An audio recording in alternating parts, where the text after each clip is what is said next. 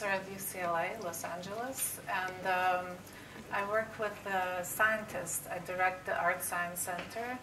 I collaborate with nanoscientists, biologists, evolutionary biologists, and computer scientists, musicians. My work has very much become from going from studio to small groups to large, complex groups. And what I wanted to bring to this discussion is life, particularly artificial life. And also, before I even go into that a little bit, just to differentiate a little bit between the artificial intelligence that we seem to just kind of talk as one thing. There's many different artificial intelligence programs out there. Some of them, a lot of them, are purely automation.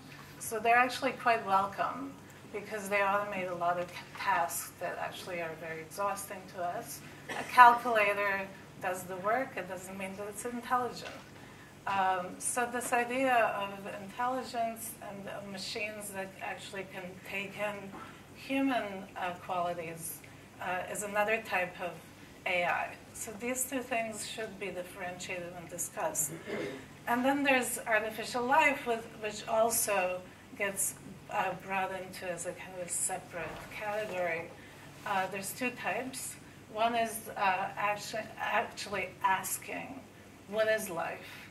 And how do we mimic life? How do we use machines to think about it? This is also nothing new. We tend to take any technology and map into it our kind of philosophy of what life is.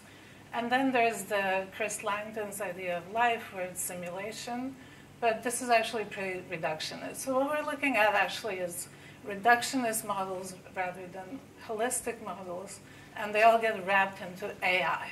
So just to kind of bring this in. And my personal experience with these issues is from a work that I was collaborating with Dr. Charles Taylor, who's an evolutionary biologist at UCLA, and he came up to me asking if I would participate in a project that was funded by the National Science Foundation, mapping acoustic network of birds. Professor Charles Taylor was actually very much involved in artificial life, which in the 90s was very much in the, it was very important as a research. And then it kind of went dormant because it brought up complexity. AI is much easier to talk about because it's actually quite linear and reductionist, most of it. Anyway, so he started with A life, but then he started looking at nature and natural systems more and more, and went out and started listening to birds and mapping birds.